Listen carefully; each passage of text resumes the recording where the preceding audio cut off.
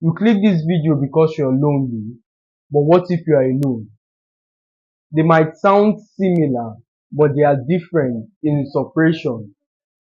One is chosen, the other is imposed, and the other which is imposed is divided into two categories, which I will share. The first one is consciously, the second, unconsciously.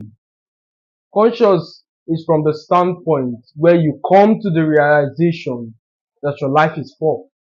I need to be alone. I need to be by myself. I need to figure things out. That's the conscious implementation. Unconsciously, you become so focused that your goals begin to isolate you. There's such a thing as that. Look at the herbalist. He's so consecrated that civilization becomes a distraction to the spirits he worships. That's why he's in the bush. He doesn't want to desecrate the ambience that connotes to that spirit. That's how you know valuable people. Yet, regardless of that ambience, as dirty as the path is to a shrine, majority of people, the rich men, the wealthy, the affluent, the poor, would engage and encounter all kind of strange things to get to that shrine.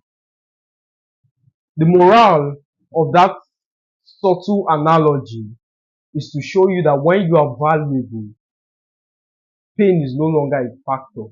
People will move mountains to see you. But that's not the discourse of tonight's teaching. We are here to talk about how to combat loneliness. Majority of you are alone currently, and you are trying as much as possible to exit that loneliness as you falsely describe. As a result, you try to get leave, it doesn't work. You try to get a girlfriend, you're faced with multiple rejections. You try to go to the club, you get kicked out thousands and thousands of times. Be very careful when easy things becomes difficult. You used to go to the club and it works, and all of a sudden, you who's the party animal is being kicked out. It's an indicator from the universe that your destiny is calling. Something unique is about to happen to you. An experience that is unprecedented is about to come. Now, if you miss it by forcing your way through things, and as I've stated previously, God has given every single one of us a will. So as an act of your will, you can decide to force things like being a little beggy and being a simp and walking a dog by 9 a.m. in the morning and saying please and thank you and begging for it. And it will happen. Contrast it with previously. You didn't need to beg. You didn't need to be servile. If I just described you, then you are in a season of encounter, a season that defines the next 10 years of your life. It's either you subscribe to being alone or you force things to get out of that loneliness.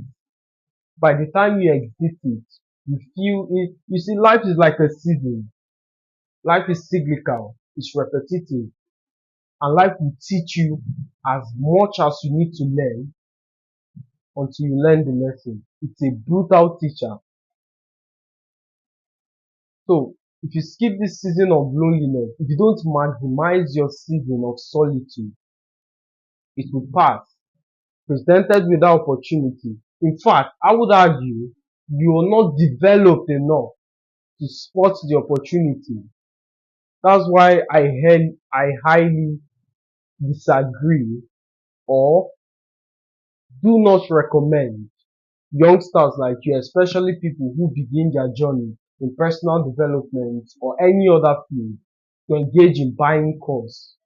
You are not developed enough to spot premium from average. So whatever is being presented to you is valuable but shouldn't be charged for. For instance, what I'm saying now can be sold, but it isn't. The point I'm trying to highlight is there are so many free content you can take advantage of which will translate you from point A to point B Then point C, when you're developed enough, you've sustained the faculties and can identify rubbish from great.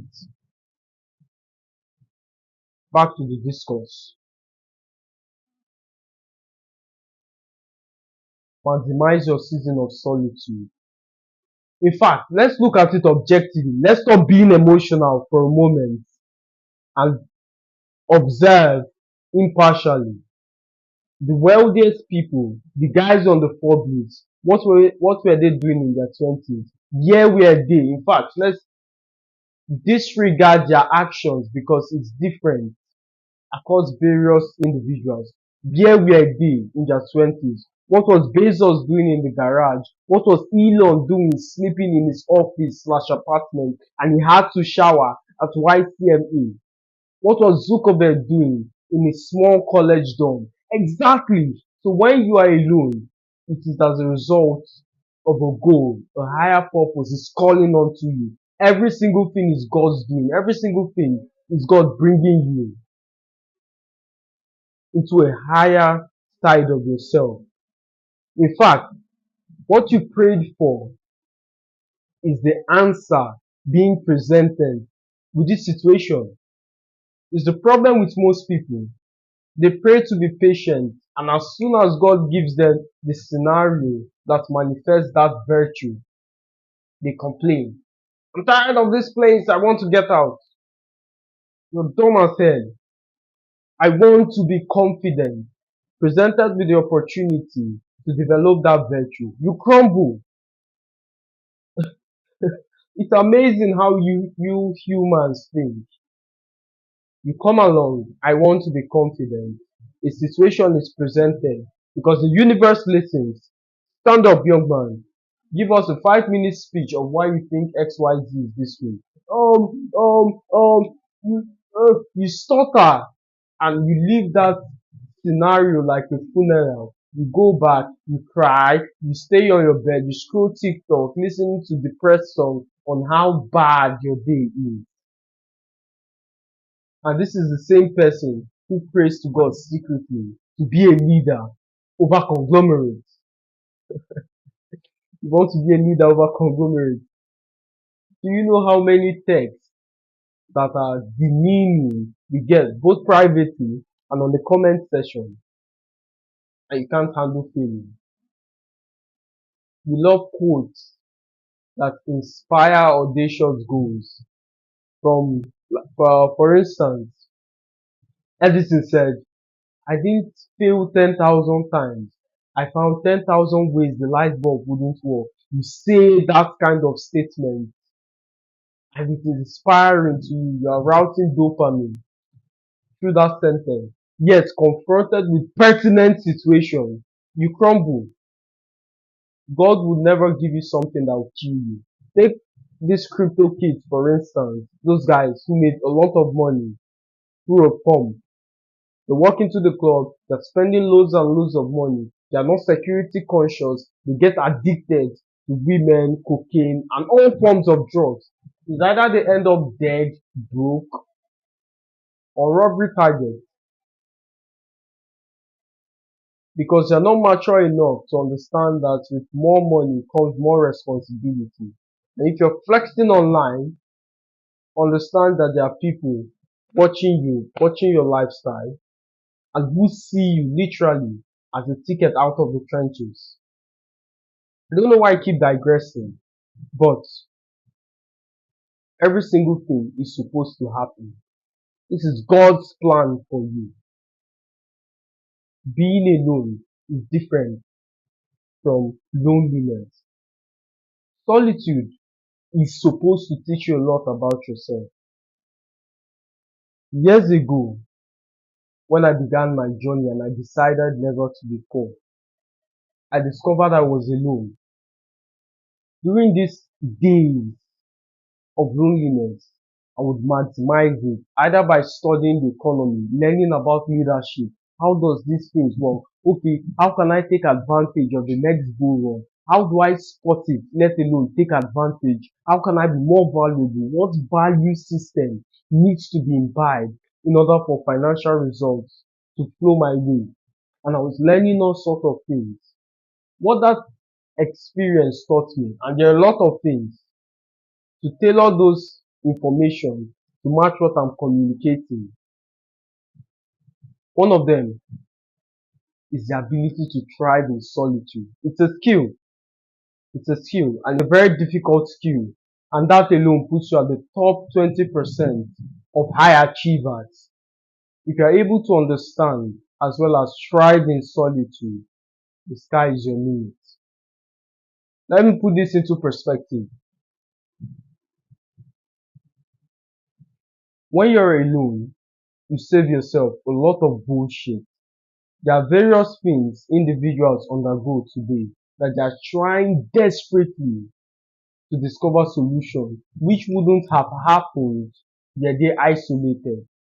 For instance, when was the last time you heard that a Muslim man was found in the gutters as a consequence of high consumption of alcohol?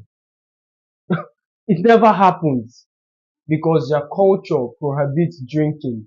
Some of you have a lot of addiction. Some of you are undergoing a lot of problem and looking for solutions. How do I beat XYZ addiction? How do I do XYZ?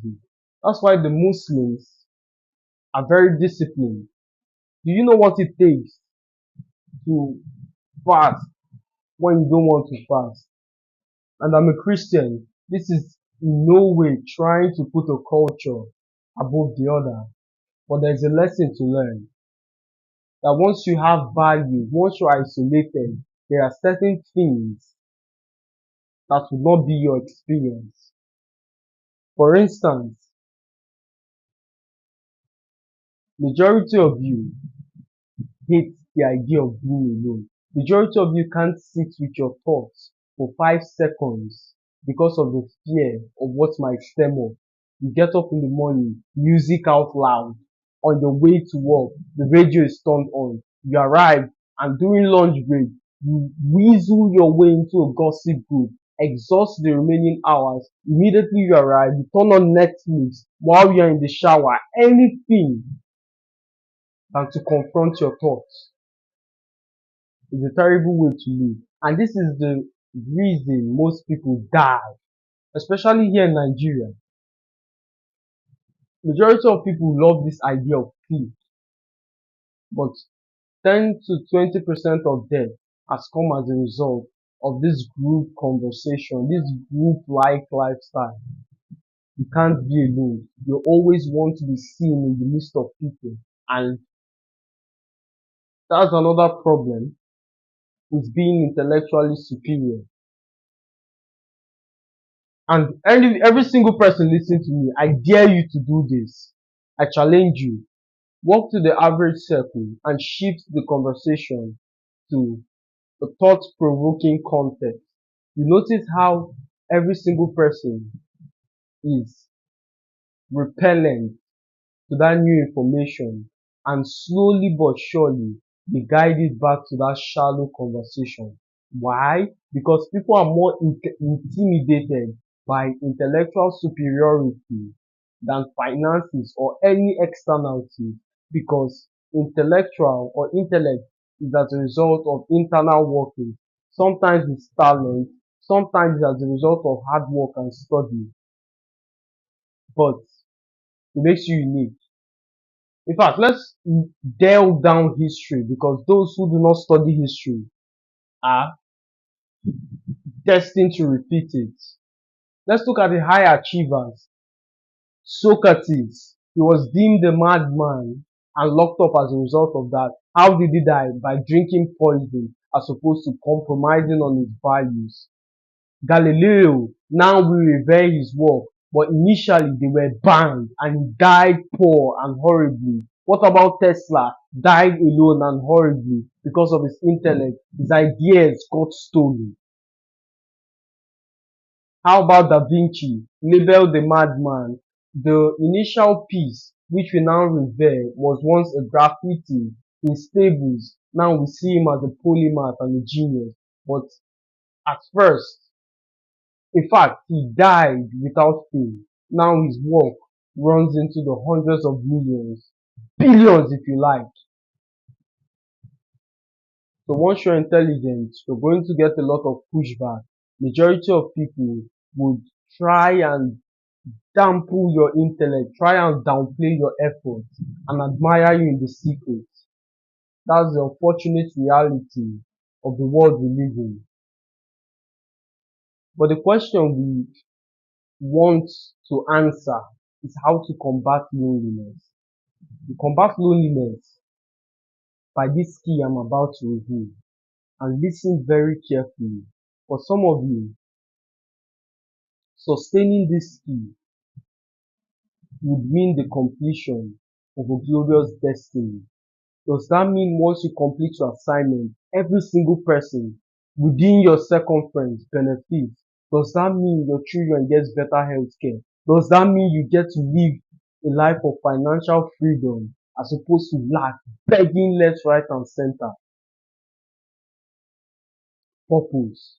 Once you sustain purpose, like the Muslims, you no longer need to fear alcohol. You no longer need to fear loneliness because you are so busy that you forget anything about loneliness.